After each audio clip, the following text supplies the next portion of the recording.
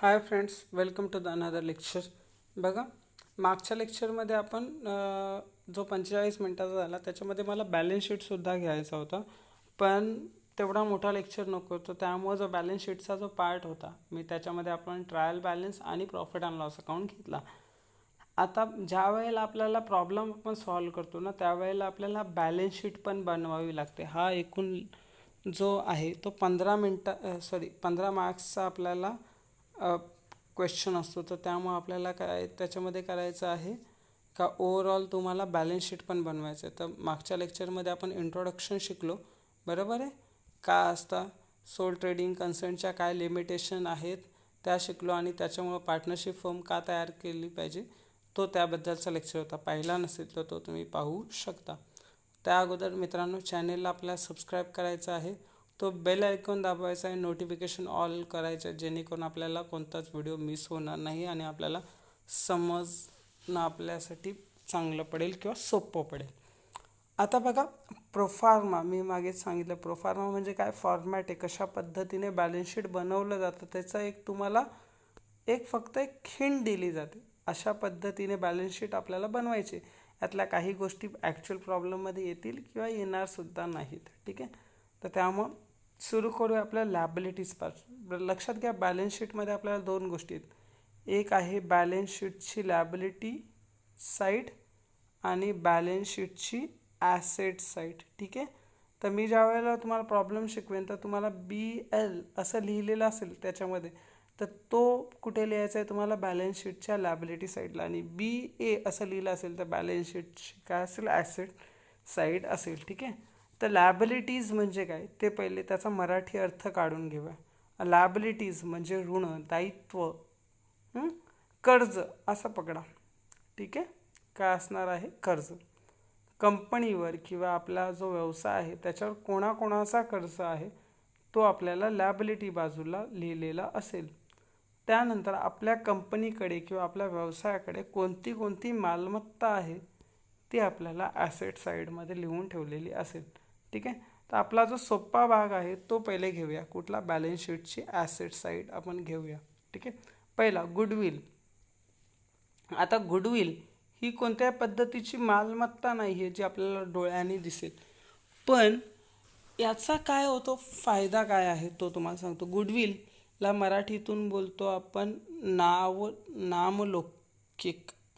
नामलौकिक म्हणजे जसं बघा, एखाद्या बाजारामध्ये एखादा गाळा असेल तर तिकडे किती भाडा भरावा लागतो आपल्याला, 10,000 रुपये भरावा लागू शकतो, ठीक आहे. पण तोच एखाद्या कोपऱ्यावर एखाद्या गावामध्ये जर गाळा असेल तर तिथे कोण 2,000 रुपये पण भाडा देत नाही. याच्यामध्ये डिफरन्स काय, का, इथे बाजारामध्ये असल्यामुळे या गाळ्यामध्ये आपल्याला सेल जास्त होईल असं नाव झालेलं आहे त्याचं, ठीक आहे. जसा आणि इकडे काय आहे तर नाव नाही आहे. म्हणजे हा दुकान जर आपण घेतला, या दुकानामध्ये आपला व्यवसाय असेल तर आपल्याला ऑलरेडी कस्टमर मिळतील. पण गावाकडच्या दुकानामध्ये त्यांना माहीत आहे का इथे कस्टमर कमी आहेत, तर त्यामुळं कस्टमर कमी मिळतील. तर त्यामुळं यालाच बोलणार आहेत नावलौकिक. म्हणजे जागा दोन्हीही सारख्याच आहेत. इकडे पण हा 200 स्क्वेअर फीट असेल, हा पण इकडे 200 स्क्वेअर फीट असेल, पण याचं नाव नाही आहे, या गावाचं नाव नाही आहे. वाफाळ्याला कोण ओळखत नाही, पण पडग्याला ओळखतो. डिफरन्स आहे, लक्षात आला. तर त्यामुळं सेम तसंच असणार आहे. फेअर अँड लवली आपल्याला माहिती आहे, बरोबर आहे ना, पण फेअर अँड हँडसम आपल्याला माहिती नाही आहे. हे ब्रँडचा डिफरन्स आहे.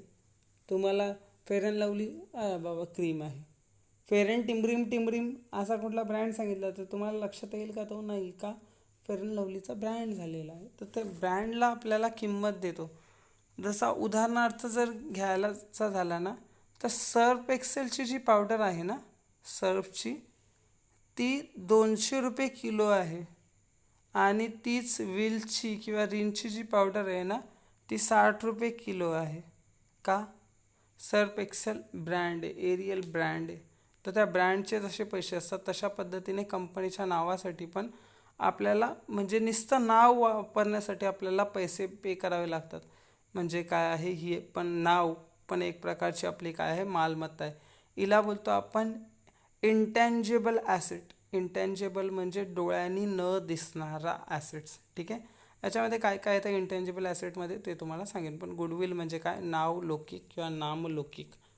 पुढे आहे लँड अँड बिल्डिंग, जमीन आणि इमारत. ही पण काय असणार आहे, आपली ॲसेट आहे, मालमत्ता आहे ना आपली. जमीन विकल्यावर पैसे मिळणार आहेत, बिल्डिंग विकल्यानंतर पैसे मिळणार आहेत. लेस डेप्रिसिएशन काय होतं, जसं एखादा घर असेल आपलं, तो जसं जसं आपण वापरतो त्याच्या भिंती खराब होतात, त्याचा कलर खराब होतो, तर त्यालाच आपण डेप्रिसिएशन, घसारा, त्याची किंमत थोडीशी कमी झाली. पर्टिक्युलरली या दोघांची ॲप्रिशिएटच होते, किंमत वाढते. पण कधी कधी आपल्याला प्रॉब्लेममध्ये शिकवण्यासाठी आपण शिकतोय ना, तर त्यामुळे डेप्रिसिएशन शिकवलं जातं. पुढे प्लांट अँड मशनरी, ही पण काय आहे, आपली मालमत्ता आहे आणि तिची काय होते, किंमत कमी होते. बरोबर आहे ना. मशनरी आपण वापरतो. प्लांट म्हणजे काय, मशनरीचा एक मोठा एक स्ट्रक्चर असतो, त्याला प्लांट बोलतो आपण. तर त्याची पण काय होते, किंमत कमी होते. दरवर्षी वापरून वापरून त्याची किंमत काय होते, कमी होते. पुढे आहे आपला furniture and fixture. Furniture and fixture म्हणजे आपला सोफा, त्याच्यानंतर शोकेश, टेबल, याला आपण फर्निचर बोलतो. ही सुद्धा आपल्यासाठी मालमत्ता आहे. लेस काय केलं आहे त्यांनी, डेप्रिसिएशन. डेप्रिसिएशननी काय होणार, या वस्तूची किंमत कमी होणार. जसं फर्निचर आपण आणला 10,000 रुपये, तर आपल्याला माहिती आहे का पुढच्या वर्षी विकायला जाऊ तर 1,000 रुपये कमी होतील. तर त्यामुळं ओव्हरऑल तिची किंमत किती झाली, 9,000 रुपये. तर हे आपल्याला कॅल्क्युलेट करून दाखवायचं आहे. इक्विपमेंट म्हणजे साहित्य, जसं आपल्या घरी असणारे पकड, टेस्टर, त्याला तशाच पद्धतीने फॅक्टरीमध्ये सुद्धा मोठे मोठे नट बोल्ट्स असणार आहेत. एखादा साहित्य असणार आहे, तर त्याला काय बोलतो इंग्लिशमध्ये, इक्विपमेंट. त्याच्यावर सुद्धा डेप्रिसिएशन असणार, त्याला पण आपल्याला काय करायचं, लेस करायचं. डिलेवरी और मोटर व्हॅन, डिलेवरी व्हॅन असणारी आपली वस्तू वाहून नेण्यासाठी, सेल्समन पर्यंत पोहोचवण्यासाठी. तर ती जी आपली व्हॅन असणार आहे किंवा आपली जी गाडी असणार आहे, याला आणखीन एक नाव आहे व्हेइकल. काय नाव आहे, व्हेइकल, लक्षात घ्या का. व्हेइकल असं सुद्धा आलं तर हे सुद्धा काय, व्हॅन आहे. कशामध्ये टाकूया आपण ती, बॅलन्स शीटच्या ॲसेट साईडला. डिलेवरी व्हॅन, मोटार व्हॅन किंवा व्हेइकल असा शब्द आला तर तो कुठे लिहायचा आहे तुम्हाला, बॅलन्स शीटच्या ॲसेट साईडला लिहायचं आहे. त्याच्यावर पण डेप्रिसिएशन असणार आहे. लीज होल्ड प्रॉपर्टी किंवा free hold property. Lease hold property म्हणजे काय, जे आपण भाड्याने दिले त्याला बोलतो lease hold property. Free hold property म्हणजे काय, जी भाड्यावर दिलेली नाही आहे. प्रिमायसेस म्हणजे इमारत किंवा लँड अँड बिल्डिंगला हा समानार्थी शब्द आहे, त्याच्यावर पण डेप्रिसिएशन आहे. पॅटर्न्स, पॅटर्न्स काय, आयफोन हा आपला मोबाईलचा पॅटर्न आहे. ही अशी वस्तू बनवली जाते, त्याचा पॅटर्न्स आपण लोकांना देतो, बरोबर आहे. पण दरवर्षी तो पॅटर्न चालतो का, नाही. मग तो त्याच्यावर डेप्रिसिएशन आपण काय करत असतो, कॅल्क्युलेट करत असतो. कारण की 4 ते 5 वर्षामध्ये तो जो पॅटर्न असतो तो डायल्यूट होतो, संपून जातो. पुढे पॅटर्न्स शिकलो आपण. लूज टूल्स, लूज टूल्स म्हणजे पण काय, तर इक्विपमेंट किंवा जसं नट बोल्ट वगैरे आहेत ना, त्यांची गोष्ट. त्यांची पण काय होते, वस्तूची वापरून वापरून किंमत कमी होते, त्यामुळे त्याच्यावर पण काय करायचं, डेप्रिसिएशन. इन्व्हेस्टमेंट, गुंतवणूक. बघा आपल्याकडे 10,000 रुपये आहेत, तर आपण हे 10,000 रुपये बँकेमध्ये टाकले, ही सुद्धा आपली एक प्रकारची मालमत्ता आहे ना. हिला इंग्लिशमध्ये बोलतो आपण इन्व्हेस्टमेंट. पुढे स्टोअर्स, स्पेअर्स अँड पार्ट, हा पण लूज टूल्सचा भाग आहे. स्टोअर्स म्हणजे आपलं दुकान, स्पेअर पार्ट म्हणजे पण आपले छोटे छोटे साहित्य. इक्विपमेंट, लूज टूल्स आणि स्पेअर अँड स्टोअर, ह्या सगळ्या गोष्टी काय आहेत, एक समानार्थी शब्द आहेत. पण ते आपला फॉर्मॅट आपण शिकतोय ना, त्यामुळे प्रत्येक गोष्ट आपल्याला रिपीट दिली. यातला कुठला तरी एकच येईल. ज्या वेळेला आपण प्रॉब्लेम घेऊया त्यावेळेला या तिघांपैकी एकच येईल किंवा 3 पैकी 2च येतील. पुढे आहे प्रीपेड एक्सपेन्सेस. प्रीपेड एक्सपेन्सेस म्हणजे काय, आता एखादा कॉन्ट्रॅक्ट दिला आपण, ए बिल्डिंग बांधण्यासाठी एका व्यक्तीला अमोलला कॉन्ट्रॅक्ट दिला, ठीक आहे. आता हा अमोलला कॉन्ट्रॅक्ट दिला, त्याला 10,000 रुपये दिले, ठीक आहे. ही वस्तू बनवण्यासाठी, ए वस्तू बनवण्यासाठी त्याला कॉन्ट्रॅक्ट दिला. आता याला हे पैसे बनवण्याच्या पण अगोदर दिले. समजा हा गेट होता, हा गेट बनवण्यासाठी त्याला आपण पैसे दिले, बरोबर आहे. आपल्या कंपनीचा गेट बनवण्यासाठी 10,000 रुपये दिले. वस्तू तयार झाली का? नाही तयार झाली. तयार व्हायच्या अगोदरच त्यांनी 10,000 रुपये घेतले.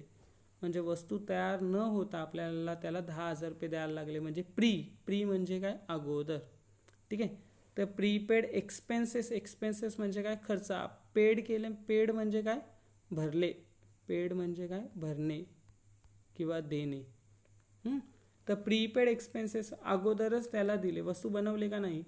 आता इन केस हा जो गेट होता तो आपण बनवलाच नाही, अमोलनी बनवलाच नाही, तर आपण काय करणार आहेत? त्याच्याकडून ते 10,000 रुपये घेणार आहे. किंवा इन केस हा कॉन्ट्रॅक्ट आपण अमोलकडून खेचून घेतला, बोललो तुला नाही आम्हाला द्यायचा कॉन्ट्रॅक्ट, तर अशा पहिला हे 10,000 रुपये आपल्याला परत मिळतील का? नाही. म्हणजे ही पण अजून आपली काय आहे? मालमत्ता आहे. जिथपर्यंत ही वस्तू बनवून भेटत नाही तिथपर्यंत ही आपल्यासाठी असणारे ॲसेट्स.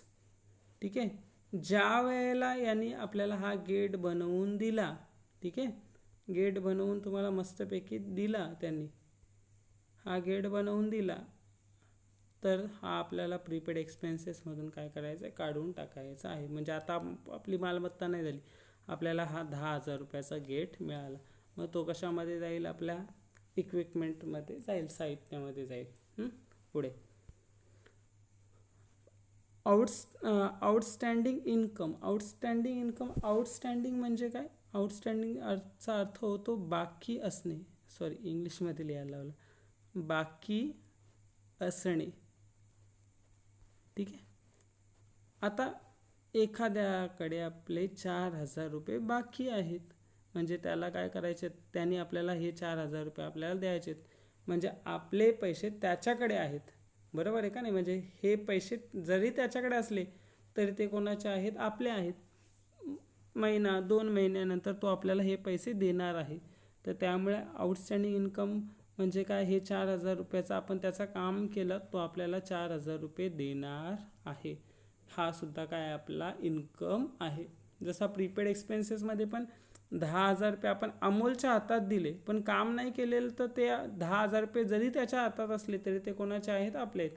तशा पद्धतीने आपण पण लोकांचं काम केलं, पण त्यांनी आपल्याला पैसे दिलेले नाही आहेत, ते त्यांच्याचकडे आहेत, तरी पण ते कोणाचे आहेत? आपले आहेत, कारण की आपण काय केलं? त्यांच्याकडून काम केलं आहे. ठीक आहे.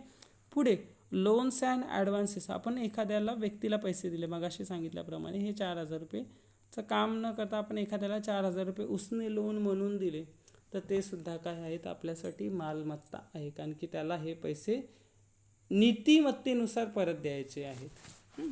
पुढे क्लोजिंग स्टॉक, शिल्लक राहिलेलं साहित्य. जसं समजा माझ्याकडे 2 गोणी सिमेंटच्या आहेत, 200 गुणिले 2 400 रुपयाचा सिमेंट आहे, 1,000 रुपयाची रेती आहे.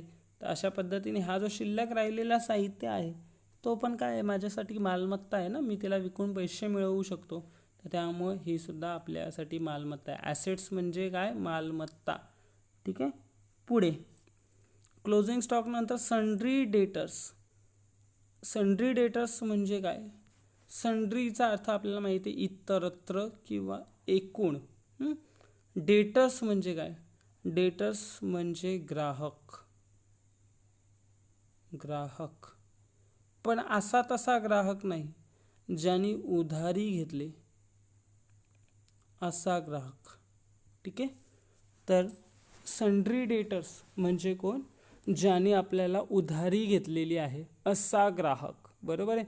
आता मी मगाशी सांगितल्याप्रमाणे एखाद्याचं आपण काम केलं किंवा आपण एखाद्याला 4,000 रुपयाची गोष्ट विकली, तर भले 4,000 रुपये त्यांनी मला अजून दिलेले नाही आहेत, पण तो कधी ना कधी मला ते पैसे देणार आहे. आज ते पैसे त्याच्या हातात आहेत, पण त्याचं काम झालेलं आहे, त्याचं आपण त्याला त्याची वस्तू देऊन ठेवलेली आहे.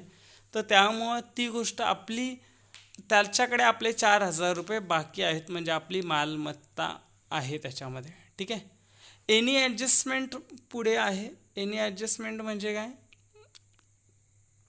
तर आता काय करायचं आहे आपल्याला? तर ॲडजस्टमेंट काय असेल? तर म्हणजे आपले त्यांनी 4,000 रुपयाचा आणखीन माल होता, आणखीन 2,000 रुपयाचा घेतला, म्हणजे किती झाले? त्याच्या अंगावर आता 6,000 रुपये झाले. बरोबर आहे ना? तर त्यामुळे एनी ॲडजस्टमेंट असेल तर ती काय करायची? आपल्याला ॲड करायची. बॅड डेट्स न्यू म्हणजे काय? खोटे ग्राहक, ज्यांनी आपले पैसे बुडवले ते. जसा बघा, एखादा दुकान असेल किंवा एखादी कंपनी असेल, ती एकाच व्यक्तीला उधार देत नाही. 100 जणांना उधार देत असेल, हजारो जणांना उधार देत असेल, तर त्यातला कोणतरी एक माणूस खोटा निघतो का नाही निघत? एखादा कोणतरी, जसा तुम्ही तुमच्या 4-5 मैत्रिणींना किंवा मित्रांना पेन दिला असेल, त्यातला एखादा तर खोटा निघतो ना. म्हणजे तो पेन तुमचा देतच नाही. अरे मी तुझ्याकडून कधी पेन घेतला? मी बाबा घेतलाच नाही. असा जो बोलणारा तुमचा मित्र किंवा मैत्रीण आहे, असा जो ग्राहक आहे, जो कबूल करायलाच तयार नाही का त्याच्याकडे आपले पैसे आहेत, अशांचे आपल्याला पैसे मिळणार नाही आहेत. तर त्यामुळे ते काय करायचे, तर आपल्याला लेस करायचे आहेत. ठीक आहे. Provision for doubtful provision for discount on debtors, हे काय आहे? Provision for discount on debtors, याला आपण बोलणार आहोत RDD. ॲक्च्युली बोलतो इथं प्रोव्हिजन लिहिलं आहे, कधी रिझर्व फॉर डाऊटफुल डेट्स किंवा reserve for discount on debtors असं म्हणलं. इथं एखादा ग्राहक होता, बोलतो छट, तुझ्या गोष्टीची किंमत 6,000 रुपये नव्हतीच, मूर्ख कुठला, माझ्याकडून 4,000 रुपये, 6,000 रुपये कुठले मागतो, मी तुला 2,000 रुपये 4,000 रुपये देईन, 2,000 रुपये मी तुला देणार नाही. बाबा ठीक आहे, चल, कितीचा डिस्काउंट पाहिजे तुला? 2,000 रुपयाचा. 2,000 रुपयाचा डिस्काउंट दिला. आता त्याच्याने आपल्याला पैसे कमी झाले ना. आपण काही किती विचार केलेला? 6,000 मिळाले, किती 1,000 रुपये? 4,000 रुपये, म्हणजे 2,000 रुपये कमी मिळाले. तर ते जे कमी करायचे ते आपल्याला काय करायचे, लेस करायचे. आपल्याला नाही का बिल बनवतात असं सांगतात का, बघा तुमचे किती झालेत, हे 4,000 रुपये तुमचे झालेत, तुम्हाला मी 300 रुपये डिस्काउंट देतो, 3,700 रुपये द्या. म्हणजे हे लेस केले ना त्यांनी, कमी केले ना. तेच इकडे पण सेम आहे. तशाच पद्धतीने आपल्याला काय करायचे आहेत, लेस करायचे आहेत. Insurance claim receivable. रिसिवेबल म्हणजे रिसिव्ड म्हणजे मिळणे, रिसिवेबल म्हणजे मिळणे बाकी आहे किंवा मिळतील. याचा रिसिवेबलचा अर्थ काय होतो? मिळतील. हे सगळे तुम्ही लिहून घ्या का, प्रत्येकाचा अर्थ आहे ना जो मी तुम्हाला सांगितला आहे ना लेक्चर्समध्ये, तर ते तुम्ही तुमच्या याच्यावर प्रत्येकाने हा एक एक वेळा लिहा. हा जो फॉर्मॅट आहे ना तो एक एक वेळा लिहा, आणि त्याचे जे मराठीचे अर्थ आहेत ना ते तुम्ही लिहून घ्या. कारण की मी प्रत्येक एक एक शब्द का सांगतोय तुम्हाला, जेणेकरून तुमची अंडरस्टँडिंग हार्ड व्हावी, चांगली व्हावी, समजावं तुम्हाला. त्यामुळं पुढे, तर क्लेम मिळणार आहे, बरोबर आहे ना. जसं त्याला 4,000 रुपये दिले आहेत, ते तो आपल्याला देणार आहे, म्हणजे एक प्रकारची आपल्याला हे 4,000 रुपये मिळतील. इन्शुरन्स, आपण LIC भरतो ना, LICमध्ये आपल्याला आपले वडील बोलतात का मला 4,00,000 रुपये मिळतील, म्हणजे ती एक प्रकारची आपण आपली मालमत्ता ठेवली ना, लोकांना देऊन ठेवले, ते आपल्याला मिळतील. तर त्यामुळे इन्शुरन्स क्लेम मिळेल. ॲक्च्युली एक्झॅक्टली मी आता उदाहरण दिलं त्याप्रमाणे नाही आहे, पण तुम्हाला समजावं म्हणून. त्याच्या ज्या वेळेला तुम्ही मोठे व्हाल ना, तेव्हा मला बोलाल का काय सरांनी आम्हाला चुकीचं सांगितलेलं, पण तुम्हाला समजावं म्हणून. ॲक्च्युली इन्शुरन्स क्लेम कशा पद्धतीने मिळतो का, ज्या वेळेला आपल्या फॅक्टरीमध्ये एखादी गोष्ट ज्याचा आपण इन्शुरन्स काढला आहे, तर त्याचा ॲक्सिडेंट झाला आणि ती वस्तू आपली खराब झाली, तर त्यावेळेला ते लोक आपल्याला इन्शुरन्स देतात. समजा आपल्या 10,000 रुपयाचं साहित्य होतं एक ठिकाणी, त्याला आग लागली, जळाला, त्यातले 5,000च्या गोष्टी जळायला, 5,000च्या गोष्टी बाकी राहिल्या, तर ते 5,000च्या गोष्टीवर ते लोक आपल्याला इन्शुरन्स देतात आणि 5,000 रुपये देतात. तर ती गोष्ट आहे, पण तुम्हाला समजावं म्हणून वडिलांचं तुमचं उदाहरण दिलं. ठीक आहे. पुढे, बिल्स रिसिवेबल. बिल्स रिसिवेबल म्हणजे असं का, बिल जसं आपण आपल्या ग्राहकाला दिलं ना सन्ड्री डेटर्स, याच्यामध्ये एवढा डिफरन्स आहे फक्त का, एक ज्या ग्राहकाला आपण उधारी दिली ना त्याच्याकडून एक लिखित पट्टी घेतो, त्याला बोलतो बिल्स रिसिवेबल. याच्याबद्दल एक धडा पण आहे तुम्हाला, बिल ऑफ एक्सचेंज, त्याच्यामध्ये तुम्हाला प्रॉपरली एक्सप्लेन करेन. फक्त लक्षात घ्या, बिल्स रिसिवेबल पण एक प्रकारचा ग्राहक आहे, ज्याच्याकडून आपण फक्त लिखित एक चिठ्ठी लिहून घेतली का तू या या तारखेला मला पैसे देशील. तर त्यामुळे बिल्स रिसिवेबल काय आहे, ते सुद्धा आपल्याला पैसे मिळणार आहेत. Cash in hand, cash at bank, हे पण काय आहेत, आपल्याकडे पैसे आहेत, बरोबर आहे. आपण त्यांच्याकडून आपल्या बँक कंपनीकडे किंवा आपल्या डब्यामध्ये पैसे आहेत, तर ती सुद्धा आपली एक प्रकारची मालमत्ता आहे. पुढे partners current account credit balance, म्हणजे आपला एखादा पार्टनर आहे, तुम्ही तिघेजण पार्टनर आहेत, ए, बी आणि सी हे 3 पार्टनर आहेत. ए आणि बीने 10,000 रुपये दिलेले, आणि पण 10,000 रुपये दिले, पण त्याला गरज लागली तर त्यांनी 12,000 रुपये काढून घेतले. किती दिलेले बघा, त्यांनी 10, घेतले किती 1000 रुपये, 12, म्हणजे 2,000 रुपये जास्त घेतलेत. म्हणजे ज्या वेळेला त्याचं काम होईल तेव्हा त्यांनी काय करायचे, ते जे जास्त पैसे घेतलेले आहेत ते तो परत देईल ना, तर त्याला बोलतो आपण पार्टनर्स करंट अकाउंट्स. ठीक आहे, म्हणजे त्याला जेवढे पैसे घ्यायचे होते त्याच्यापेक्षा त्यांनी 2,000 रुपये जास्त घेतलेले, तर त्यामुळे ते त्याला काय करावे लागतील, परत द्यावे लागतील. ठीक आहे, पुढे कॅपिटल अकाउंट. आता पुढचा आहे, आपण मगाशी काय शिकलो, ॲसेट्स. ठीक आहे, काय शिकलो, ॲसेट्स. आता आपल्याला शिकायच्या आहेत लॅबिलिटीज. लॅबिलिटीज म्हणजे काय, देणी, ऋण. देणी हा शब्द जरा सोपा आहे, त्यामुळं सॉरी इथं ते या लॅबिलिटीजला काय बोलतो आपण, देणी. ज्यांना ज्यांना पैसे द्यायचे आहेत, बघ लक्षात घ्या, कोणाला पैसे द्यायचे आहेत, कंपनीला, आपल्या व्यवसायाला कोणाला पैसे द्यायचे आहेत ते. पहिला capitals to the A B C. आता बघा, तुम्ही बोलाल का कॅपिटल हे कोणाचे आहेत, आपल्या पार्टनर आहे, ए बी सी आपले तिघं पार्टनर आहेत, त्यांना कसले पैसे द्यायचे. तर लक्षात घ्या, कंपनी ही एक कृत्रिम व्यक्ती आहे असं आपण शिकलेलो.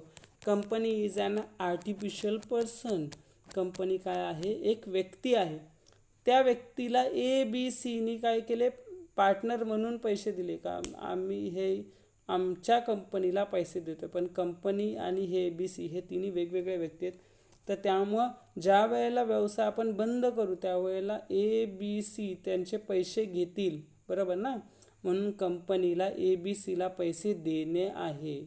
ठीक आहे, तर त्यामुळं कॅपिटल, भांडवल, हे त्यांना काय करायचं आहे, त्या कंपनीसाठी काय आहेत, त्या देणी आहेत.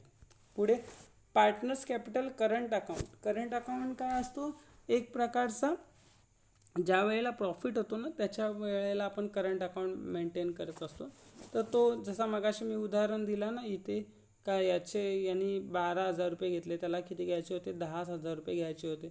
तर हे जे 2,000 रुपये त्यांनी जास्त घेतले म्हणून इकडे. जर तेच एखाद्याला 10,000 रुपये प्रॉफिट घ्यायचा होता पण त्याने 8,000 रुपये घेतला, तर 2,000 रुपये अजून पण कंपनीकडे आहेत त्याचे. तर त्यामुळे हे कुठल्या बाजूला येतील, क्रेडिट बॅलन्स कुठल्या बाजूला येईल, लॅबिलिटी बाजूला येईल. कारण की 10,000 रुपये त्याला घ्यायचे होते ना, त्यांनी किती घेतले, 8, म्हणजे 2,000 रुपये तो कधीही घेऊ शकतो. तर कंपनीसाठी ती सुद्धा काय आहे, देणी आहे. पुढे जनरल रिझर्व, सर्वसाधारण रिझर्व. रिझर्व म्हणजे काय, साठवलेले पैसे. आता हे जे साठवलेले पैसे आहेत ते कोणाचे आहेत, मालकांचे आहेत.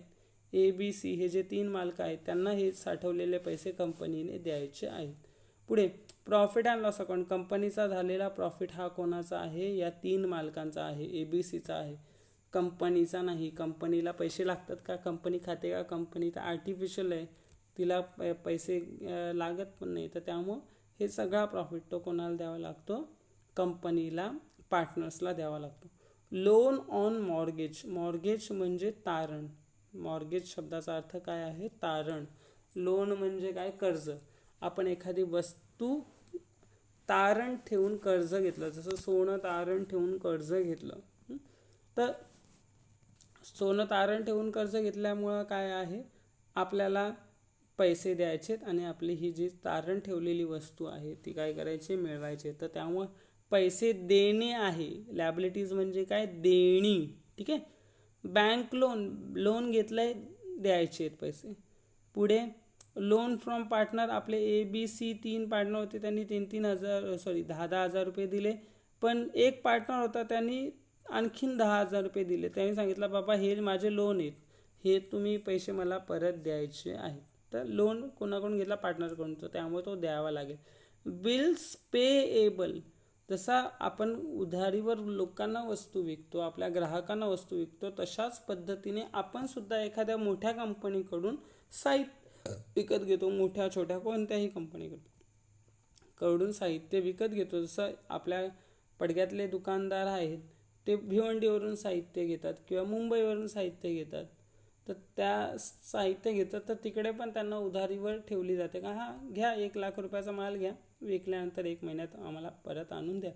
याला बोलतो आपण बिल्स रिसिवेबल. फक्त याच्यामध्ये एक बिल लिहून घेतलं जातं का मी या दिवशी पैसे देईन. बिल्स रिसिवेबल बिल ऑफ एक्सचेंजमध्ये आपण समजून घ्या. Bank overdraft.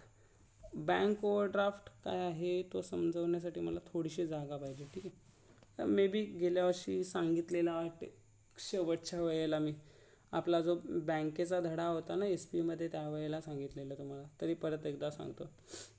बँकेमध्ये आपला बॅलेन्स होता 10,000 रुपये. आपल्याला गरज पडली तर मी गेलो बँकेमध्ये आणि मी सांगितलं मला 20,000 रुपये द्या. बँकेने 20,000 रुपये दिले. तर आता राहिले किती बघा, 10,000मधून 20,000 वजा गेल्यानंतर वजा 10,000 रुपये राहिले बँकेमध्ये. हा जो वजाचा बॅलेन्स आहे म्हणजे बँकेकडे आपल्या रकमेपेक्षा जास्त पैसे काढण्याची जी मुभा आहे तिला बोलतो आपण बँक ओव्हरड्राफ्ट. आता हा बॅलेन्स आहे वजा 10,000, म्हणजे ज्या वेळेला आपण परत 10,000 रुपये बँकेत जमा करू तर त्यावेळेला काय करेल बँक तिचे जे 10,000 रुपये तिने जास्त दिलेले का, तर आपल्या खात्यात किती होते 10,000, दिले किती तिने 20,000. तर हे जे 10,000 रुपये आपल्याला बँकेला काय करायचे परत द्यायचे. तर त्यावेळेला आपण परत देऊ तेव्हा आपला बॅलन्स असेल 0. ठीक आहे का, तर बँक आपले हे जे 10,000 रुपये देऊन दिलेले तिने ते काय करेल आपल्याकडून घेईल. ठीक आहे, तर त्यामुळे ते सुद्धा काय आहे एक प्रकारचं कंपनीकडे कर्ज आहे. तर ज्या वेळेला आपण कर्ज भरू त्यावेळेला बँक ते कापून घेईल. सन्ड्री क्रेडिटर्स हे होते आपले, सन्ड्री डेटर्स होते आपले ग्राहक, सन्ड्री क्रेडिटर्स आहेत आपले मराठीतून त्याला धनको बोलतो मित्रांनो. धनको. धनको पण एक प्रकारचे कर्जदाती किंवा उधारीवर माल देणाऱ्या व्यक्तीला आपण बोलतो. ॲड अँड लेस एनी म्हणजे जर नवीन धनकोनी आपल्याला पैसे दिले असतील किंवा नवीन क्रेडिटर्सने पैसे दिले असतील तर ॲड करा, आणि अदरवाईज जर त्यांनी आपल्याला डिस्काउंट दिला तर काय करा लेस करा. पुढे आउटस्टँडिंग एक्सपेन्सेस म्हणजे काय, जसं आउटस्टँडिंग इन्कम होता आपल्याला आपले पैसे लोकांनी ठेवून दिलेले, तशा पद्धतीने आपण आपला एखाद्याने काम केलं. जसं अमोलचाच उदाहरण घेऊया. अमोलला आपण 10,000 रुपयाचा गेट बनवायला दिलता, याची किंमत झाली 15,000 रुपये या गेटची. ठीक आहे, तर आपण त्याला 10,000 रुपये तर दिलेले, पण आता त्यांनी वस्तू आपल्याला बनवून दिली ना, मग आपल्याला किती द्यायला पाहिजे त्याला 5,000 रुपये. पण आपण 5,000 रुपये त्याला दिले नाही, त्याला सांगितलं पुढच्या महिन्यात देऊ. तर याला बोलू आपण आउटस्टँडिंग एक्सपेन्सेस, म्हणजे खर्च देणे बाकी आहे. एक्सपेन्सेस म्हणजे काय, एक्सपेन्सेसला मराठीतून काय बोलतं खर्च. आउटस्टँडिंग म्हणजे काय सांगितलं मी तुम्हाला, बाकी असणे किंवा बाकी. तर खर्च द्यायचा जर बाकी असेल तर हे 5,000 रुपये कशात येतील, इकडे आउटस्टँडिंगमध्ये येतील. Income received in advance. जसं बघा आपण पण मोठी मोठी कामं घेतो. ठीक आहे, एखादा ब्रिज बनवायचं काम आपण समजा आपली कंपनी घेते. ठीक आहे, आता ब्रिज बनवण्यासाठी काय केला, हा ब्रिज होता 10,00,000 रुपयाचा. झाले ना 10,00,000 रुपये, हो. तर हे 10,00,000 रुपयाचा आपला ब्रिज होता. तर ज्याचा ब्रिज बनवायचा होता त्याने आपल्याला 2,00,000 रुपये दिले अगोदरच. हे काय झाले आपल्यासाठी ॲडव्हान्स. आपण ब्रिज बनवला आहे का अजून नाही बनवलेला, तरी पण आपण ॲडव्हान्समध्ये पैसे घेतलेत. आता समजा हा ब्रिज बनवण्याचा कामच कॅन्सल झाला तर काय करायला लागेल आपल्याला, हे पैसे परत द्यावे लागतील. म्हणजे ही सुद्धा देवा झाला का द्यावे असं द्यावे लागतील. एक मिनिट, द्यावे लागतील. ठीक आहे, म्हणजे देणी आहेत, ही सुद्धा काय आपल्यासाठी देणी आहेत. Income received in advance. Provision for taxes. Provision for taxes म्हणजे आता किती टॅक्स झाला त्याचं कॅल्क्युलेशन केलं आहे फक्त. प्रोव्हिजन फॉर टॅक्सेस म्हणजे प्रोव्हिजन करून ठेवलं का एवढा टॅक्स मला देणे आहे, दिलेला नाही आहे. म्हणजे टॅक्स पण आपल्याला काय करावा लागतो, द्यावा लागतो. तर त्यामुळे सुद्धा ते काय आहे आपल्यासाठी लॅबिलिटीज आहे. तर लॅबिलिटीजचा अर्थ काय आहे, देणी. ठीक आहे, देणी. आणि ॲसेट्स म्हणजे काय आहे मराठीतून मालमत्ता. तर अशा पद्धतीने आजचा आपला लेक्चर संपला. हा लेक्चर आवडला असेल तर आपल्याला काय करायचं आहे, हा जो फॉर्मॅट आहे तो पर्टिक्युलरली तुम्हाला 5 वेळा वाचायचा आहे. आणि वन टाईम तुम्ही काय करा, वहीवर लिहा आणि प्रत्येक शब्दाचा अर्थ लिहा. जेणेकरून तुम्हाला, बघा मी ज्या वेळेला होतो ना 15वीला, त्यावेळेला मी प्रत्येक शब्दाचा अर्थ लिहून घेतलेला. आणि एक एक शब्दाचा अर्थ काढून मग तो लिहिला.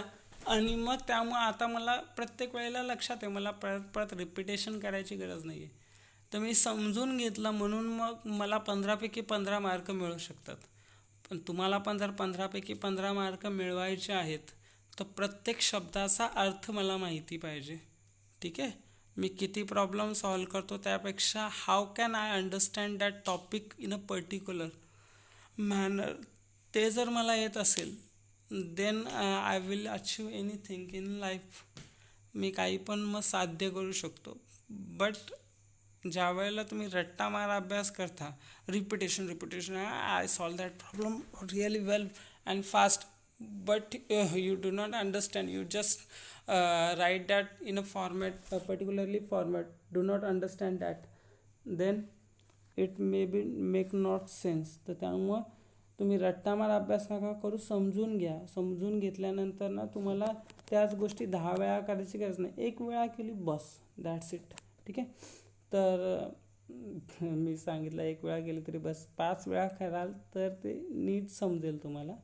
5 वेळा करा तर परत मग पुढच्या वेळेला करायला लागणार नाही असं. ठीक आहे. तर हा लेक्चर आवडला असेल तर लाईक शेअर सबस्क्राईब करायला विसरता कशाला. Okay bye.